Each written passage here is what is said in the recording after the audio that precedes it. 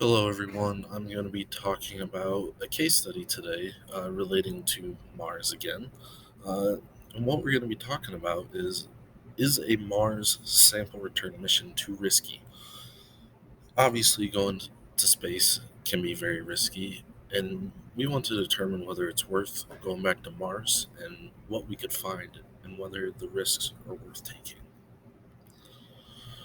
So, the objectives that we're looking at is how the scientific method is used to develop a scientific hypothesis and how new information is used to reevaluate an existing hypothesis, illustrate the importance of interdisciplinary efforts in scientific research, critically evaluate interpretations of experimental data through the labeled release of experiments on Viking, define the criteria needed to establish whether something is living, raise general awareness of the planned Mars sample return mission, understand how public hearings are used to shape science policy in the United States, examine cost benefit analysis and the element of risk in formulating public policy, and developing possible alternatives to the Mars sample return mission as currently planned.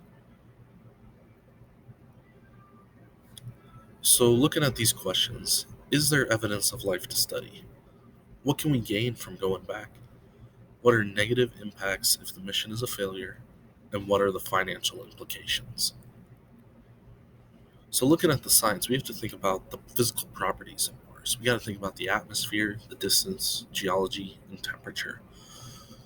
We got to think about what we already know about Mars and how we are going to use that to determine whether it is worth the risk to go back and perform another mission where we extract things from Mars.